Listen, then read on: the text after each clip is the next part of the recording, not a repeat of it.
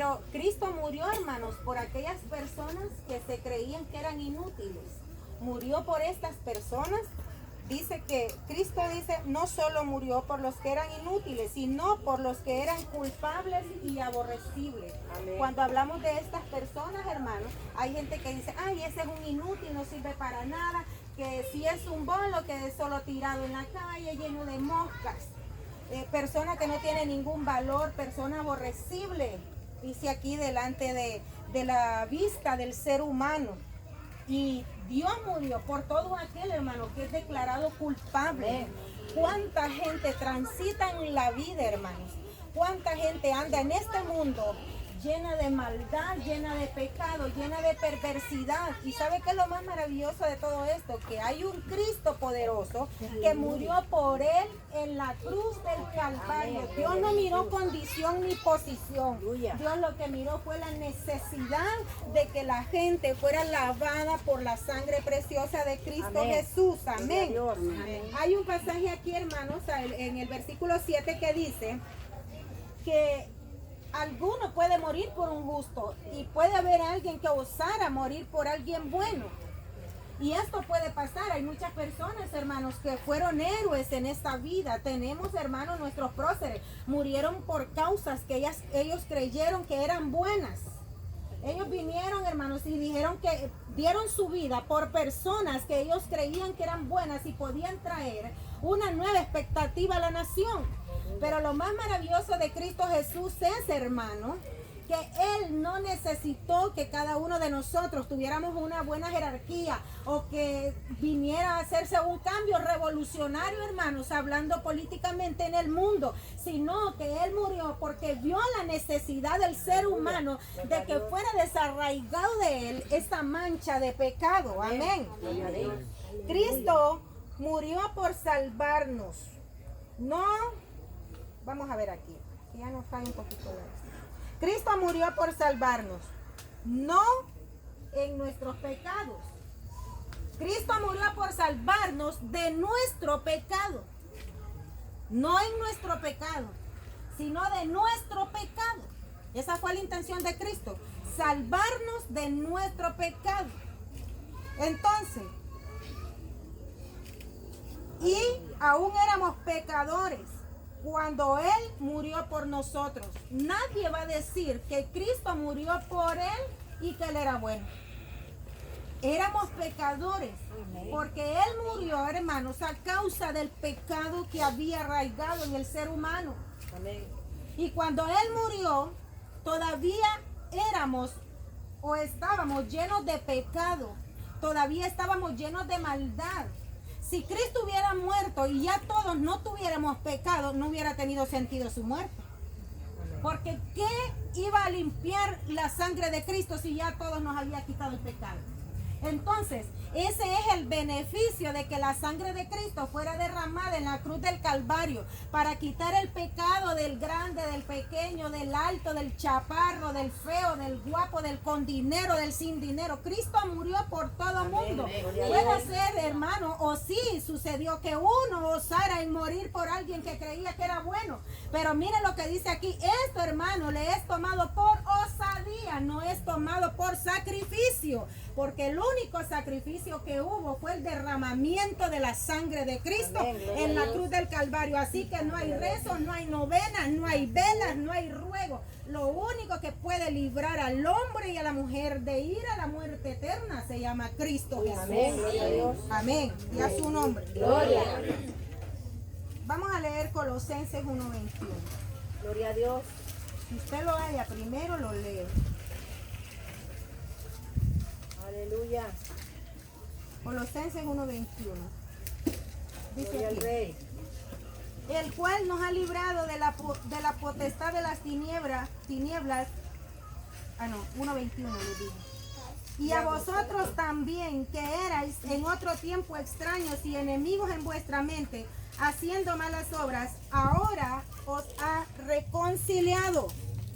Amén. Amén. La mente carnal no solo es enemiga de Dios, sino que enemiga de sí mismo. ¿Por qué dirá usted, hermano? En la mente carnal no vamos vamos a pensar nunca nada bueno. Una mente que no tiene a Cristo, jamás vamos a pensar algo bueno. Nosotros, hermanos, pasamos a tener una mente buena, una mente que ama a Dios, una mente que adora a Dios, una mente que agrada a Dios cuando reconocimos a Dios como nuestro Señor. Por eso dice aquí en este pasaje, para que nos vayamos entendiendo, dice 21, dijimos, y a vosotros también que erais en otro tiempo extraños y enemigos en vuestra mente. ¿De quién éramos enemigos? Éramos enemigos de Dios en nuestra mente. Significa que ninguna persona que no tiene a Cristo puede decir que es amiga de Dios. No pueden, hermana Raquel. Ninguna persona que no ha recibido a Dios en su corazón no puede decir que en su mente que es amiga de Dios. Ni siquiera le tienen por qué decirle que es su padre, porque no es su padre. Él mismo dijo, si ustedes fueran mis hijos, hicieran las obras que yo hago. Amén. Por eso dice aquí, y eran enemigos en vuestra mente, haciendo malas obras. Póngase a pensar en una persona que no tiene a Cristo. Si hace buenas obras, todo el mundo se entera. Si hace buenas obras. Pero por naturaleza, siempre va a estar haciendo malas obras. Siempre el diablo le va a estar induciendo a pecar, porque no tiene el sello, no tiene la marca de Cristo en su mente. Cuando nosotros recibimos a Dios como nuestro Salvador, somos sellados. Somos sellados. Por eso podemos decir que tenemos la mente de Cristo, porque ya nosotros no gobernamos nuestros pensamientos, los gobierna Dios. Amén. Gloria a Jesús. Vamos a ver Zacarías 11:8. Gloria a Dios. Zacarías 11:8. Aleluya. Gloria a Jesús. Amén. Zacarías 11:8.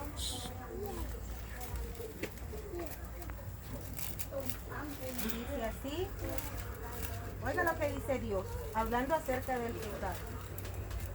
Y destruí a 3 pastores en un mes, pues mi alma se impacientó contra ellos, y también el alma de ellos me aborreció a mí. Mientras el ser humano continúe en una vida de pecado, será, hermanos, aborrecedor de Dios en su alma y en su mente, y Dios le aborrecerá su pecado. Por lo tanto, ninguna persona, hermanos, que no ha conocido a Cristo, y esto es bien duro y bien pesado, ninguna persona que no ha conocido a Cristo, se lo vuelvo a decir, puede decir que en su mente ama, respeta y valora a Dios. Y lo más lamentable de esto, que el ser humano que no tiene a Dios no se da cuenta, es que Dios aborrece el pecado que está gobernando su vida. Dios no aborrece a la persona, pero sí sus acciones. Sí sus acciones. Yo puedo atreverme a decir que hay mucha gente, hermano, que allá en el cielo está haciendo que Dios vomite a cada rato. ¿Se imagina? El estómago de nuestro Dios le da asco, dice Apocalipsis, que Él va a vomitar a las personas que son tibias, a las personas que no están metidas en el fuego. El cristiano tiene que estar encendido, el cristiano tiene que estar renovado. Dios no es un Dios de orillas ni de rincones, Dios es un Dios de centro, Dios es un Dios de santidad. Amén. La Biblia dice, sin santidad nadie va a ver al Señor. La iglesia de Jesucristo tiene que saber que no va a ir al cielo porque es bonito, que no va a ir al cielo. Hermanos, nosotros no podemos estar sonando el pecho todo el día en la iglesia, las 24 horas del día, pero si no andamos en santidad, si no vivimos una vida santa delante de Dios, no vamos a ir al cielo. Que eso no se borre jamás nunca de nuestra mente. Quiero leerles esto para ir concluyendo. El pecado, ya todos nosotros lo sabemos, nos lleva a la muerte eterna. ¿Alguien no lo sabía aquí? Todos lo sabemos, ¿verdad? El pecado nos lleva a la muerte eterna. Pero la gracia divina de Dios nos lleva a una vida eterna. Solo tenemos que arrepentirnos, oiga bien, creo que con usted la que hablaba de eso hoy, ¿verdad? Tenemos que arrepentirnos. Usted puede decir, hermana Glenda, pero ¿por qué usted nos dice eso a nosotros? ¿Usted cree que hay cristianos que todavía no se han arrepentido? Hay cristianos que no se han arrepentido. Cuando usted mire que un cristiano está cayendo de continuo en el pecado, este cristiano no se ha arrepentido. Es cristiano y acepta a Dios, pero no se ha arrepentido, no se ha convertido, no ha creído en Dios. Cuando nosotros renunciamos al pecado, la gracia divina de Dios nos ofrece la vida eterna. Amén. Gloria a Dios. Eso nos ofrece la gracia divina de Dios. Tenemos que arrepentirnos y tenemos que creer en Cristo Jesús y seremos justificados por el precio de sangre y seremos, hermanos, lavados con su sangre derramada en la cruz. Amén. Pero ¿cómo creen?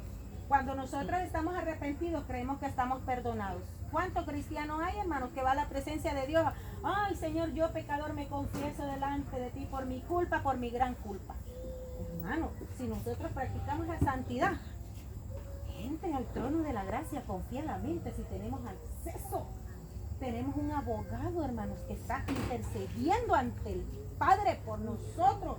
Hermanos, no fue cualquier sacrificio. Miren aquí lo que dice el escritor. A mí me gustó esto que dice. Dice que somos transformados por precio de su sangre derramada, dice. Y ese perdón nosotros lo recibimos por la fe, por creer en esa expiación. Hay gente que no cree, hermanos, ni siquiera en que Cristo murió y resucitó. Y es la única manera que nosotros podemos ser salvos, es a través de creer en la muerte y la resurrección de Cristo Jesús y su ascensión al cielo. Entonces, dice que los que no creen en Jesús, si un día llegan a dormir, hermanos, si resucitan va a ser para condenación. Si resucitan va a ser para muerte eterna. Por eso dice aquí que el pecado nos lleva a muerte eterna, mas la gracia divina de Dios nos lleva a la vida eterna.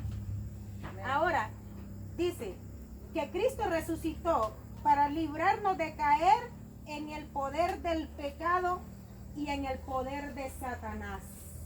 Hermano, usted se ha fijado que hay un montón de gente que por más que uno le dice si acepta a Cristo, solo que no dice. ¿Sabe por qué? Porque hay dos ataduras: el poder del pecado y el poder de Satanás. Satanás, hermanos, los tiene atados. El poder del pecado los tiene amarrados. Hay un montón de gente que transitan por la vida lleno de cadenas en sus pies, de grilletes y de vendas en sus ojos, porque están atados por el poder del pecado y por el poder de Satanás. Recuerde, hermanos, que Dios le dio el dominio a Satanás sobre esta tierra, y eso es lo que nosotros estamos aquí peleando. Nosotros peleamos, hermanos, contra una ente poderosa, y muchas veces la iglesia no se da cuenta que estamos peleando, hermanos, contra una fuerza poderosa que tiene oprimida a mucha gente. Pero ¿y por qué fulano no sale de las drogas? ¿Por qué fulana no sale de estar parada en las esquinas? ¿Por qué no sale el borracho de las cantinas? Es porque hay dos fuerzas que lo están gobernando: el pecado, que por naturaleza ya vino en nosotros desde el nacimiento, y Satanás, que se encarga de tener oprimido al ser humano. Nosotros como cristianos, hermanos, tenemos lucha dura. Hay gente que dice, hermano, pero es que yo no sé qué orar. Hermano, hay tantas cosas por qué orar. Hay tantas personas necesitadas. Hay tantas personas, hermanos, que están caminando ciegas en este mundo y no saben, solo saben decir, yo no sé por qué no me va bien en la vida. ¿Y sabe por qué no les va bien en la vida? Porque no tienen a Cristo Jesús. Hay otras que, pero es que acepté a Cristo y me fue peor. Hermanos, hay que aprender a vivir en el camino del Señor. Este es un estilo de vida diferente, es renunciar a todas las tentaciones del mundo y dedicarnos a vivir una vida santa para Cristo. Entonces, hay beneficios cuando nosotros nos apartamos del pecado. La vida eterna con Cristo Jesús, el perdón de nuestros pecados. Amén. Damos gracias al Señor, hermanos, porque Él ha sido muy bueno con nosotros. Nunca nos cansemos de decir que Dios ha sido bueno con nosotros. Si tenemos personas que no han venido a los pies de Cristo, sigamos clamando. Si nosotros andamos ahí entre camagüe y elote, metámonos en el fuego. Maduremos de una vez. Porque, hermano, yo le decía a mi pastora, no espere que esto va a mejorar, esto va a empeorar, porque ya nos estamos acercando al levantamiento de la iglesia. Esta iglesia se va a desatar tierra. Amén. Porque aquí no es nuestra mansión. Aleluya. Nuestra mansión es allá con Cristo Jesús. Allá es nuestra morada. Amén. Amén. Vamos a vivir con Cristo por la eternidad. Gloria a Jesús. Póngase